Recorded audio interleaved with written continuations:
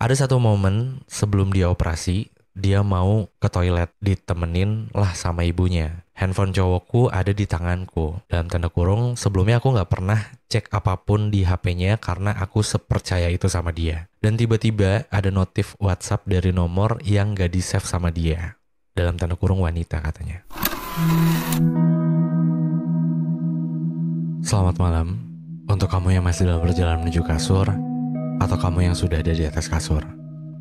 Gue Dera dari podcast teman tidur dengan sudang cerita yang mengantarkan kamu ke dunia mimpi.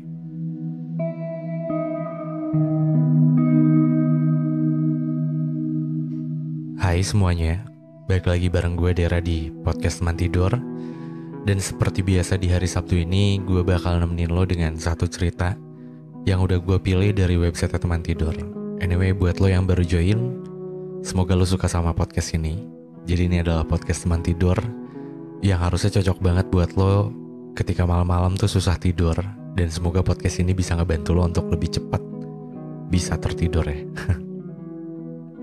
Dan sebelumnya sorry banget kalau misalkan ini upload episodenya tuh lumayan agak lama ya. Biasanya kan gue upload episode itu di hari Sabtu dan jamnya itu di jam 8 malaman.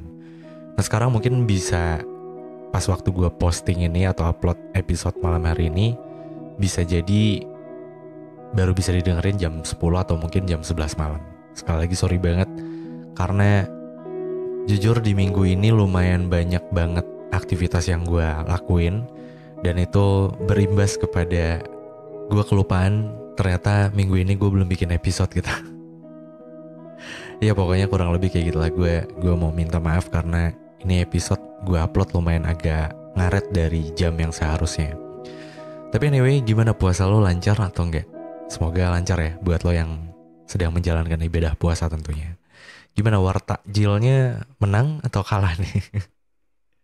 Ini juga sebenarnya gue beberapa hari kemarin tuh gue sempet kalah wartakjil gitu. Tapi emang posisinya gue nyarinya tuh udah lumayan menjelang maghrib ya, 5:30 gitu.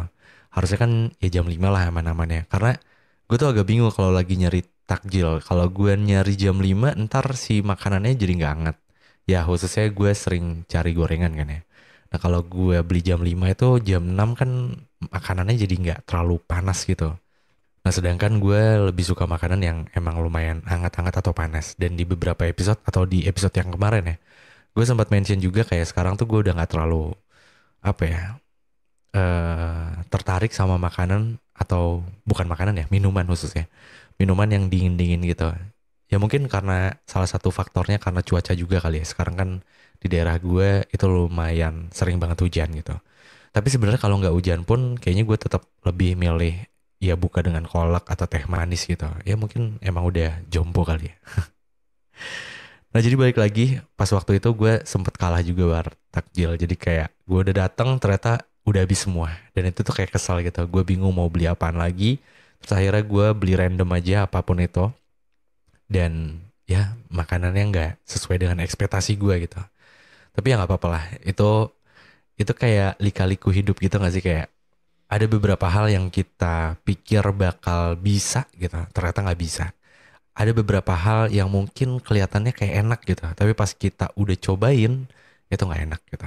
Jadi kayak sama aja nggak sih kayak hidup kita. Tapi kalau untuk yang satu ini gue jamin semuanya wanginya enak. Ini masuk nggak bridgingnya? Dan sorry banget sebelumnya gue mau minta maaf juga.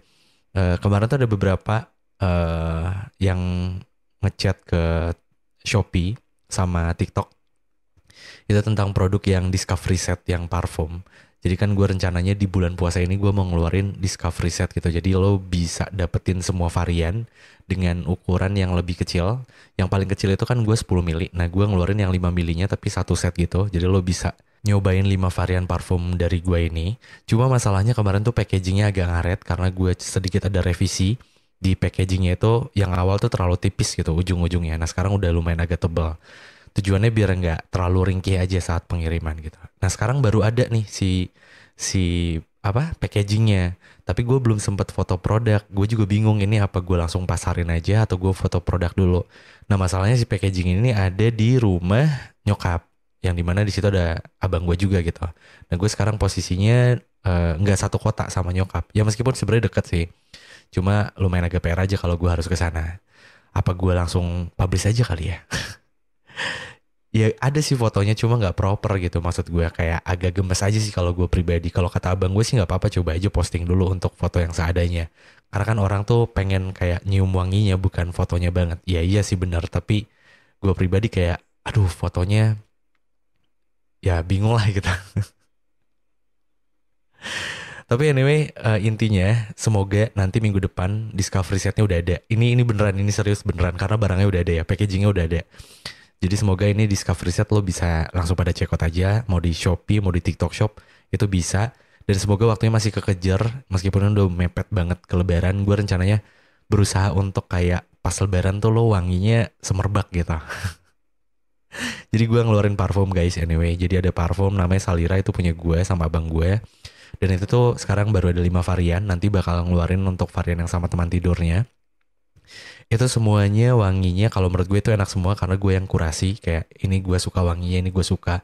Oh ya selain gue ada Cindy juga yang kurasi. Jadi kayak abang gue yang coba bikin, terus gue sama Cindy yang kayaknya ini enak nih, ini enak gitu. Nah itu 5 varian gue sama Cindy tuh suka. Dan beberapa teman gue juga sempat gue kasih kayak tester gitu. Dan teman-teman gue juga suka.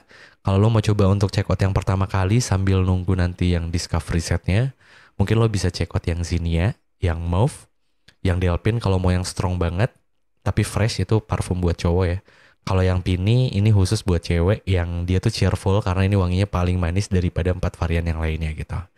Dan untuk info lebih lanjut mungkin lo bisa langsung kepoin aja, nanti gue cantumin linknya di deskripsi ya. Di TikToknya ada namanya salira.perfume atau Salira official, gue lupa ya. Di Instagram juga sama namanya gitu. Dan thank you banget buat lo yang kemarin udah pada check out juga. Dan udah ada repeat order, berarti tandanya itu lo suka ya wanginya. Gue seneng banget sih. Dan semoga buat lo yang belum cobain, lo mau coba nanti Discovery setnya mungkin gue bakal jual dengan harga yang paling murah. Tapi selama gue live ya. Gitu. Oke, biar nggak terlalu lama lagi mungkin gue mulai masuk ke ceritanya kali ya. Nah jadi malam hari ini ada satu cerita yang udah gue pilih dari website teman tidur seperti biasa. Dan buat lo yang mau ngirim cerita, gue ngingetin di awal, lo bisa banget kirimin cerita lo dalam bentuk tulisan ataupun rekaman suaranya. Lo bisa kirimin itu ke website teman tidur di www.temantidur.id. Nanti di situ tuh pas lo masuk ke websitenya langsung aja ke pojok kanan atas itu ada kirim cerita, lo klik nanti langsung muncul kayak Google Form gitu.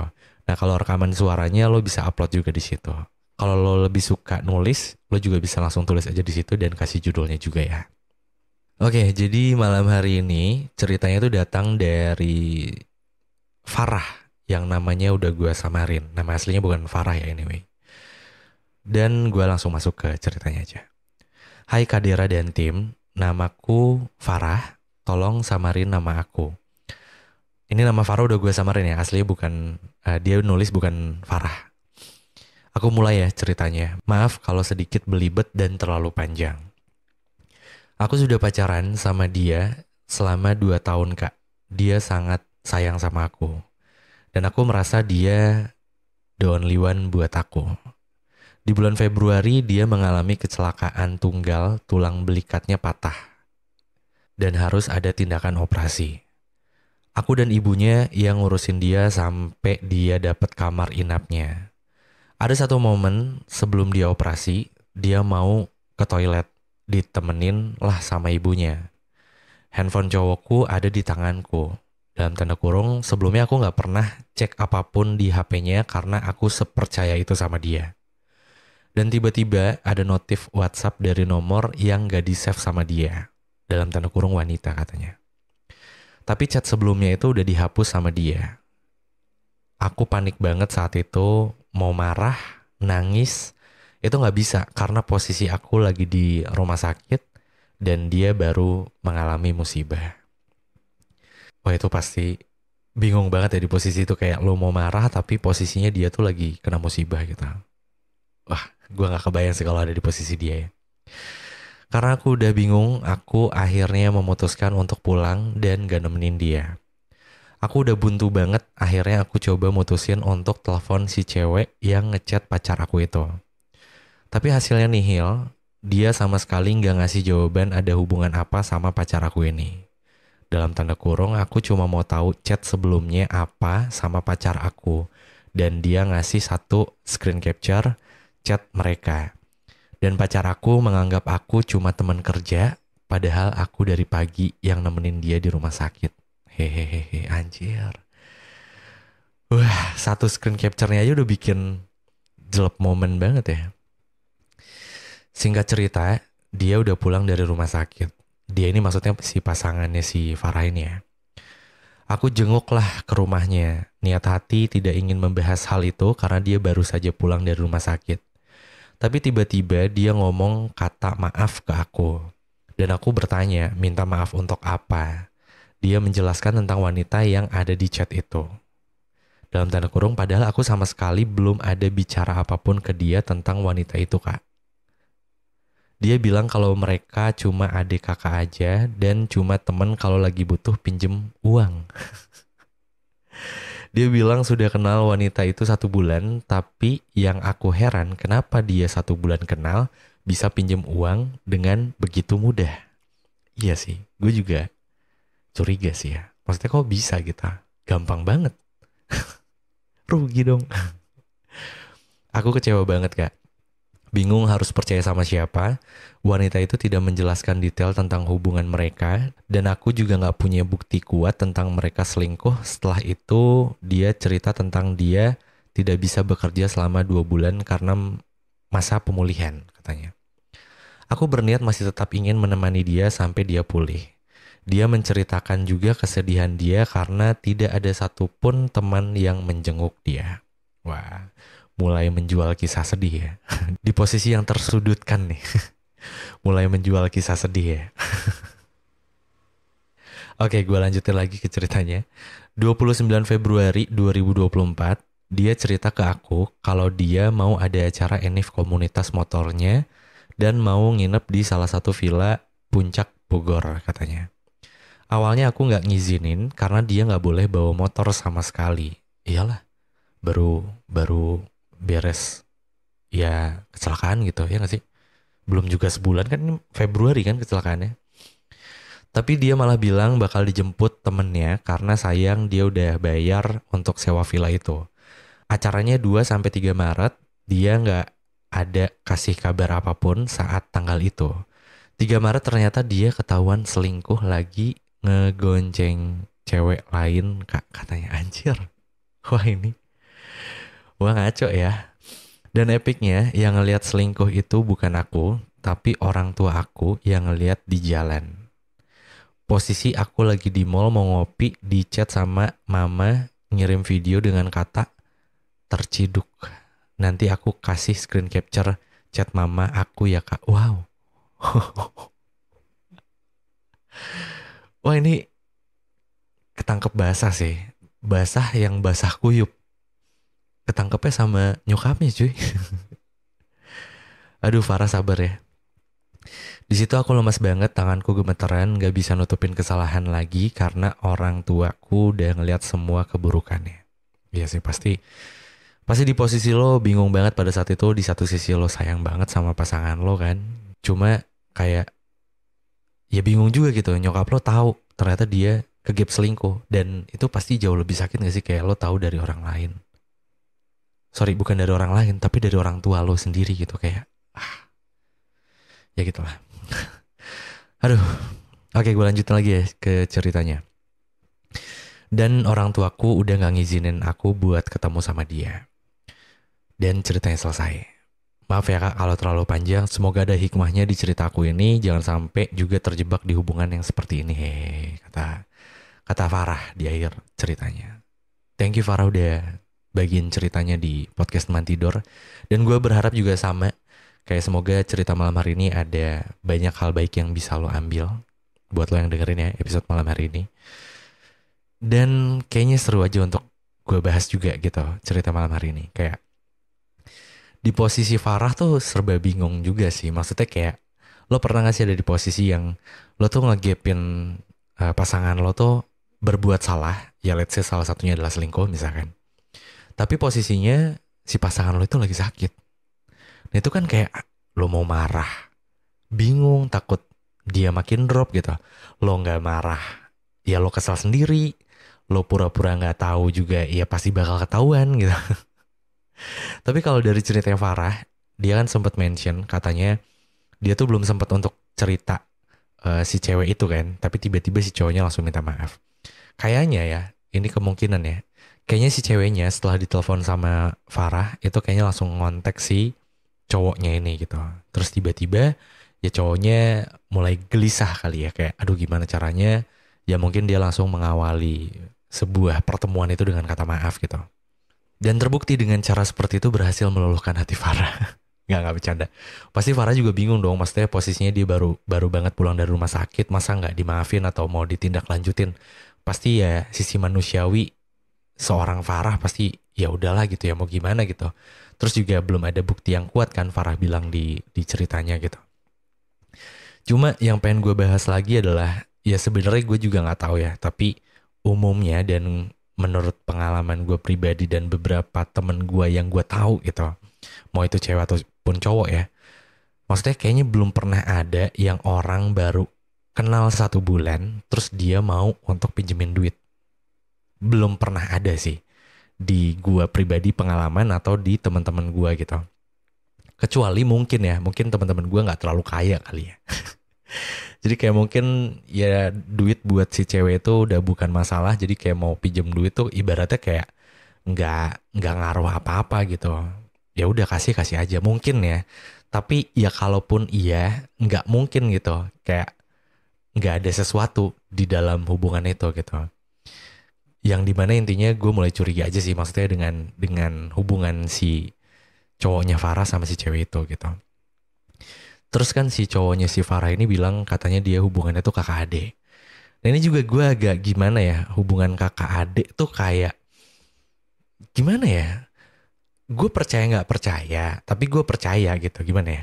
Jadi beberapa poin gue percaya adanya hubungan yang katanya kayak kakak adik. Gue percaya beberapa posisi ya, pasti beberapa momen.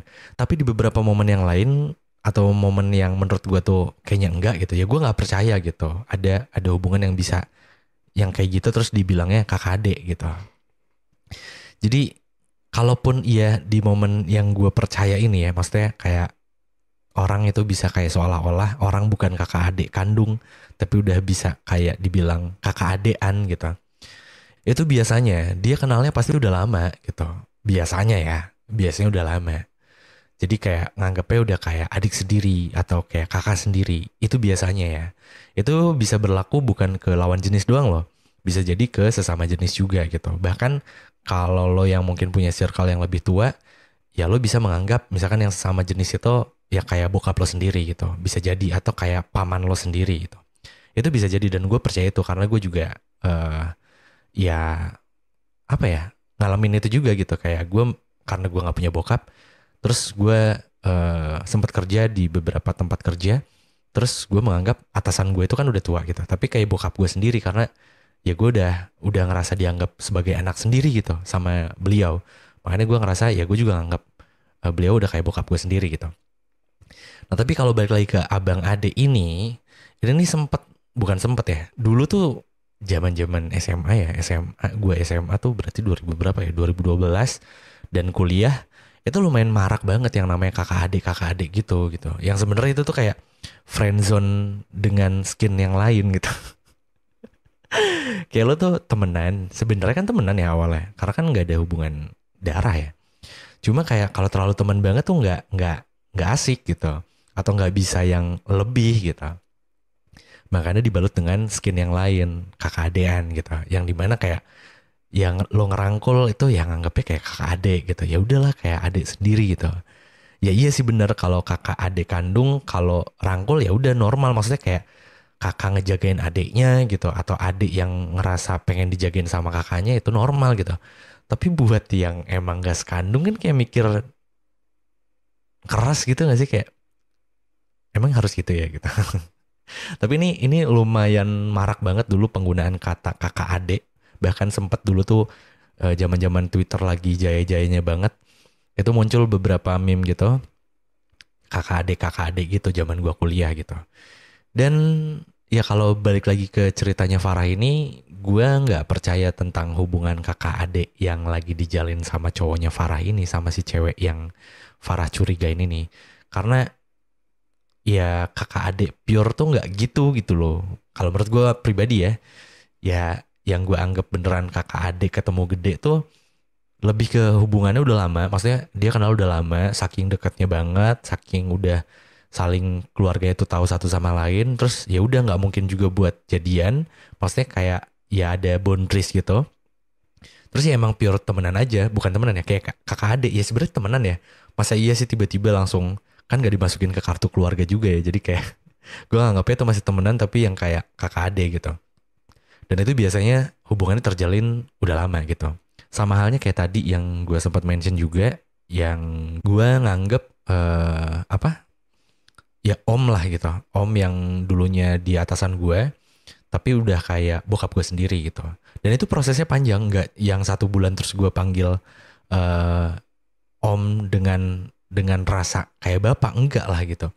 Lebih ke kayak itu hubungan itu terjalin tuh kayak karena udah kebiasaan apa ya ngobrolin tentang ya kebetulan gue sama beliau tuh satu ketertarikan gitu, sama-sama tertarik di dunia digital marketing, terus di ya bisnis gitu. Makanya gue lumayan kalau ngobrol sama dia bisa berjam-jam gitu, dan banyak banget hal-hal yang gue dapetin dari beliau karena beliau sering ikutan seminar-seminar gitu lah. Nah itu prosesnya tuh nggak kayak instan 1 bulan jadi gitu. Itu gue jalin tuh dari ya sampai sekarang ya. Gue masih anggap beliau tuh bokap gue sendiri, dan ya tantenya itu udah kayak nyokap gue juga gitu. Itu dari 2018 dan gue ngerasa peak moment banget. Gue ngerasa kayak dia kayak bokap gue sendiri tuh pas waktu gue diajak liburan bareng gitu lah, sama salah satu teman gue juga gitu, yang kebetulan kerja di tempat dia juga, karena ya waktu itu emang ada achievement gitulah di tempat gue kerja sama teman gue ini gitu. Akhirnya diajak tuh berempat kita liburan keluar kota. Jadi cuma berempat, makanya gue nganggap ya apa ya kekeluargaannya tuh muncul di situ gitu loh. Ya udahlah dari situ makin dekat makin dekat makin dekat, dan ya udah kayak udah nggak ada batasan. Gue nganggapnya beliau adalah bokap gue gitu. Bahkan untuk beberapa hal tentang kerjaan gitu, yang dimana pekerjaan kita sama pada akhirnya gitu, mirip-mirip lah miliar, tapi kita nggak ngerasa kayak kompetitor. Kita kayak ya keluarga aja yang bisnisnya kebetulan sama gitu. Paham gak sih lo maksud gue? Gue nge-bridging ke arah sini nih sebenarnya lebih ke kayak pengen nekenin proses yang lo bilang kakak adik atau kayak hubungan keluarga lah secara umum atau secara generalnya, itu tuh nggak bisa terjalin hanya dalam waktu yang singkat gitu. Kalau menurut gue itu pasti membutuhkan proses yang lama. Sama halnya kayak mungkin gue ya, ke teman-teman gue yang seangkatan zaman-zaman kuliah, gue banyak banget yang gue anggap kayak saudara gue sendiri, ya kayak keluarga gue sendiri lah ibaratnya gitu. Zaman-zaman gue kuliah dan sampai detik ini gue masih menjalin hubungan baik dengan teman-teman gue itu, mau yang sesama jenis ataupun yang lawan jenis gitu. Dan itu tuh prosesnya panjang, nggak yang cuma 1 bulan 2 bulan atau setahun gitu. Itu bisa panjang banget. Dan itu gue ngerasanya sekarang kayak udah bener-bener keluarga besar aja, keluarga baru gitu. Dan itu prosesnya panjang ya. Nah jadi kalau balik lagi ke ceritanya Farah, gue sih agak agak pesimis ya kalau si cowoknya bilang itu adalah ya adiknya dia yang seolah-olah kayak adik-adian gitu gitu. Gitu sih. Kayak ini sih lebih ke kayak perselingkuhan yang dibalut skin kakak adik gitu.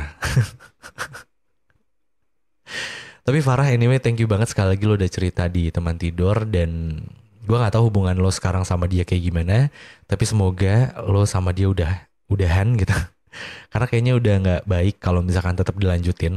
Gue bukannya tidak berempati dengan kejadian yang baru menimpa sama si cowoknya Farah ya, tapi lebih ke kayak ya gue setuju banget ketika Farah tahu itu dia bisa ngontrol emosinya dengan baik.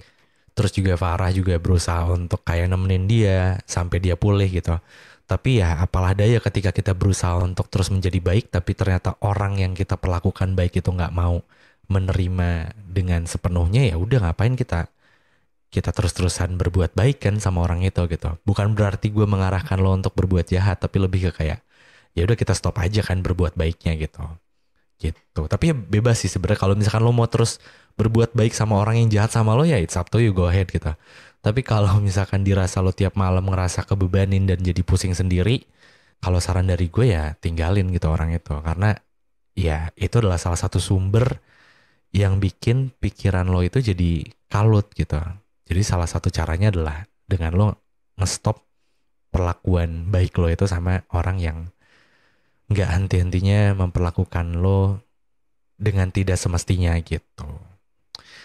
Oke, mungkin untuk episode malam hari ini dicukupkan sekian ya. Anyway, thank you banget buat Farah, ceritanya keren banget dan gue nggak tahu ya ini banyak yang relate atau enggak, tapi mungkin harusnya banyak yang relate tapi dengan case yang berbeda. Maksudnya mungkin bukan kecelakaan tapi sakit atau apa gitu. Dan itu tuh posisinya pasti bingung banget gitu. Tapi semoga buat lo yang lagi ada di posisi ini, lo bisa lebih berpikir jernih dengan tidak terlalu mengedepankan emosi gitu. Ya meskipun gue bukan bermaksud untuk membela yang salah, tapi gue lebih ke kayak pengen bikin suasana lo sama pasangan lo tuh lebih kayak lebih aman aja gitu. Karena kalau udah ada emosi tuh bahaya, bisa jadi ke fisik nantinya dan itu hal-hal yang tidak diinginkan kan dalam sebuah hubungan gitu. Jadi ya intinya lo harus sabar untuk ngadepin situasi yang kayak gini. Tapi jangan terlalu lama lo sabarnya juga. Sekiranya emang udah waktunya lo untuk ceritain semuanya, ceritain aja nggak apa-apa. Jangan terlalu mikirin perasaan dia banget. Karena perasaan lo juga perlu dipikirin.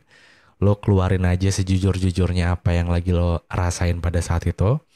Dan tujuannya adalah biar lo lega. Terus mulailah lo coba cari jalan keluar sama pasangan lo itu gitu. Oke, dan semoga dari cerita malam hari ini ada banyak hal baik yang bisa lo ambil tentunya. Tapi kalau misalkan ada hal buruknya jangan lo ambil ya. Dan ini mungkin saatnya gue Dera pamit. Gue Dera dari podcast Teman Tidur dengan segudang cerita yang mengantarkan kamu ke dunia mimpi. Good night.